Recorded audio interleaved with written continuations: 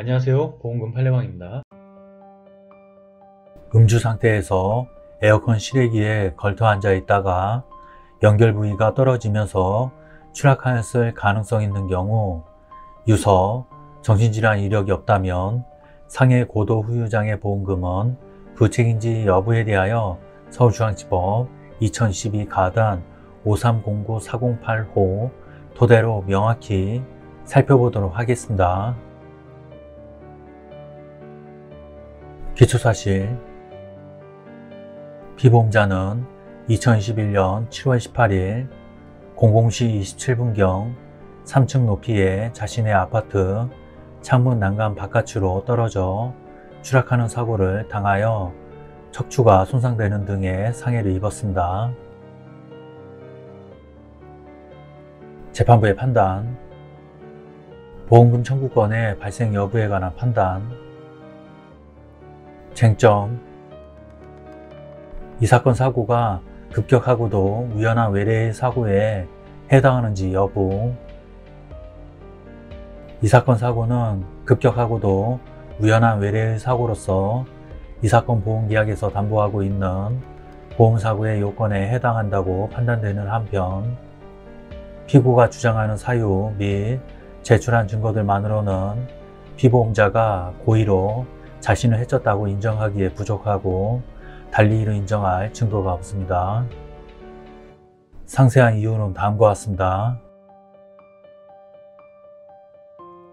이 사건 사고는 피보험자의 질병이나 체질적 요인 등 신체적 결함에 기인하여 발생한 것이 아닙니다.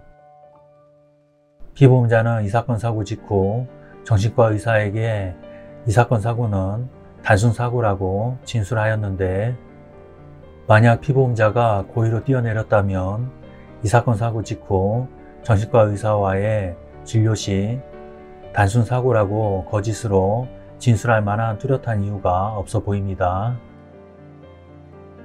이처럼 피보험자는 이 사건 사고 직후부터 현재에 이르기까지 이 사건 사고는 단순 사고라고 진술하고 있고 그 사고 경위에 대하여 아버지와 다툰 후 술에 취한 상태에서 피보험자의 방 베란다 바깥 창문에 있던 에어컨 실외기에 걸터 앉아 있다가 방문 밖에 있던 경찰이 방문을 두드려 뒤를 돌아보는 순간 실외기 연결 부위에서 소리가 나며 연결 부위가 떨어지면서 실외기와 함께 떨어졌다고 일관되게 진술하고 있습니다.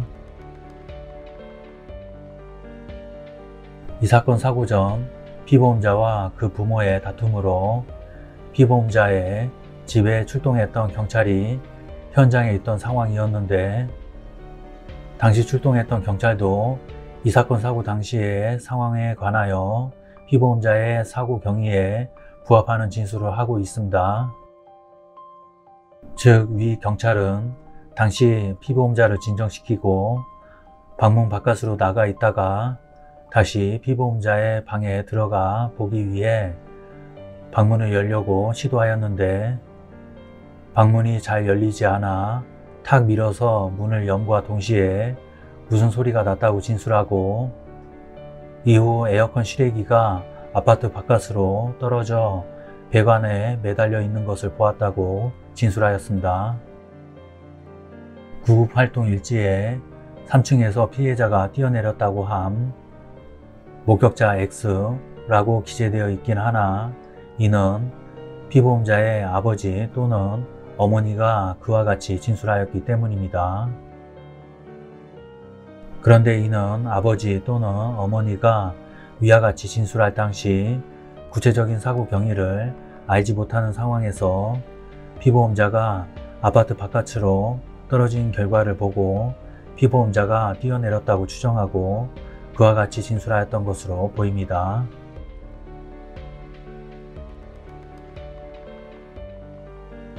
이처럼 피보험자는 이 사건 사고 당시 이 사건 아파트 창문 난간 바깥쪽에 설치된 실외기에 앉아 있다가 실외기와 함께 떨어지면서 이 사건 사고를 당한 것으로 보입니다. 일반적으로 자살을 실행하기 위해서는 고층 건물을 선택하고자 할 것으로 보이나 피보험자가 추락한 이 사건 아파트는 3층으로 저층이었습니다. 피보험자가 이 사건 사고 이전에 우울증 등으로 정신과 치료를 받은 사실이 없고 사고 당시 부모와 다툼이 있었다는 사실만으로 자살을 하였을 것으로 단정하기 어렵습니다.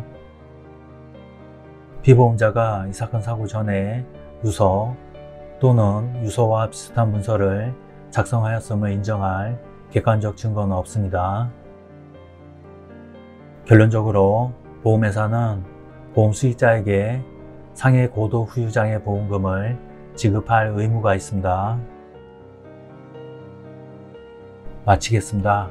긴 시간 시청해 주신 점 고맙습니다.